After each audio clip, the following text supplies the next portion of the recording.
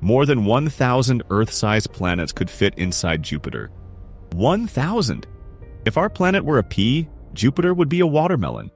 This gas giant is so enormous that its equatorial diameter stretches nearly 145,000 kilometers. A distance light crosses in half a second. We're heading to the most mysterious planet in the solar system. We'll cut through the endless storms in its atmosphere, dive into an ocean of liquid metal, and make our way to the planet's core, where scientific theories recently fell apart. This is what happens inside the King of Planets. But there's a paradox here that really grabs the imagination. Jupiter is the most massive planet in the solar system, and yet it spins faster than any other planet. A day there lasts less than 10 hours. That incredible speed literally squashes the giant, turning it into a huge rotating ellipsoid. The centrifugal force is so powerful that Jupiter's polar diameter is several thousand kilometers smaller than its equatorial diameter. It's a spinning top of a planet, one that takes 12 Earth years to orbit the Sun, but whirls around its own axis as if it's wound up tight. For decades, scientists were convinced that a solid rocky core hid at the center of this gas giant. The classic theory said the planet formed as gases piled up around that dense core. It made sense, it was clear, and in principle it was testable. All they had to do was look inside. But what do we actually see when we point a telescope at Jupiter? Bands, spots, vortices, an atmosphere locked in permanent chaos. So, what's going on inside this boiling cauldron of poisonous clouds? These mesmerizing patterns are rivers of deadly poison.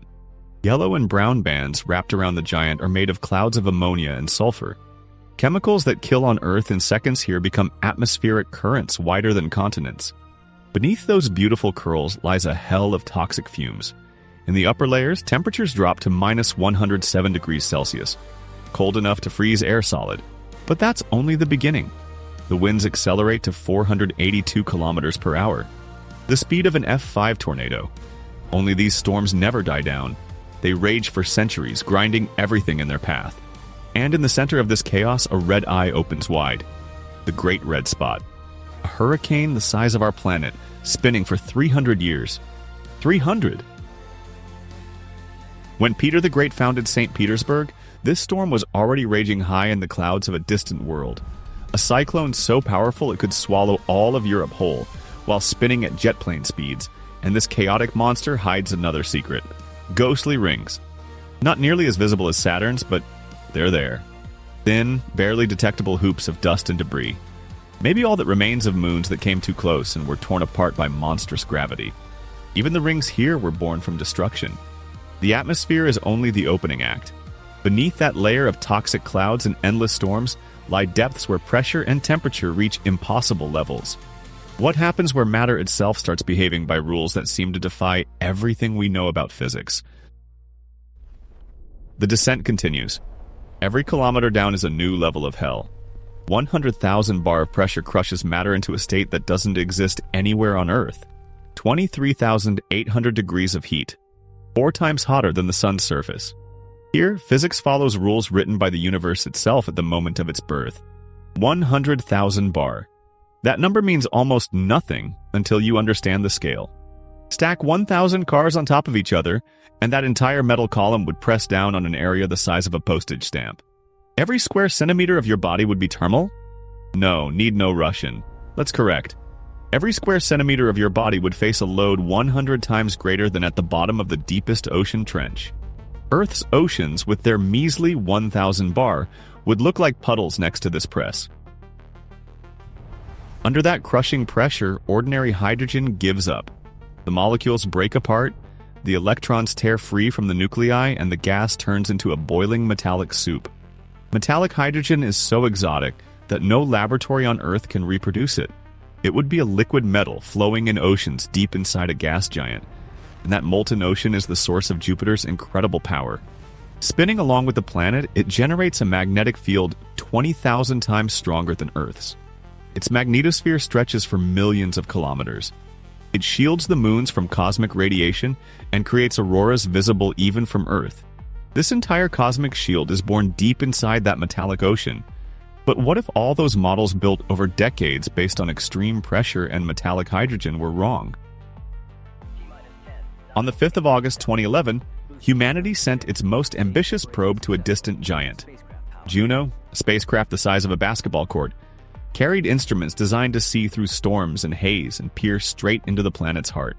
6 years of travel through the void, all for one purpose: to solve a mystery that had troubled astronomers for decades. The mission seemed straightforward. Find the solid rocky core that, by every calculation, should have been sitting at the center of Jupiter. That dense ball of rock and metal is the foundation of the classic theory of how giant planets form. First, a solid core is born. Then, gases pile up around it. A simple, elegant model tested on other worlds. Then came 2017. The data began arriving on Earth. And then something unthinkable happened. The instruments did not find the expected solid core. Instead of a dense rocky sphere at Jupiter's center, they revealed something completely different. The core turns out to be blurred, dissolved into the surrounding material. Imagine cracking an egg into a pot of water and stirring it. The yolk doesn't stay intact. It spreads out, mixes, and becomes a diffuse suspension. Jupiter's core looks something like that. Not a solid rock, but a hazy blend of heavy elements, threading through a sea of hydrogen to a depth of tens of thousands of kilometers. The boundary between the core and the mantle simply vanishes, turning into a smooth transition. But that's not the end of the story. The magnetic field, which should have followed the known laws, delivers a second surprise. It isn't just stronger than expected, it's organized in a completely different way. Complex asymmetric structures appear, and they fit no existing model. Juno's two discoveries shattered the foundations of planetary science, but they also opened the door to new mysteries. If the core is diffuse and the magnetic field behaves strangely, what else is this world hiding in its polar regions, where lightning of unprecedented power is born? This colossus feeds on its own fire.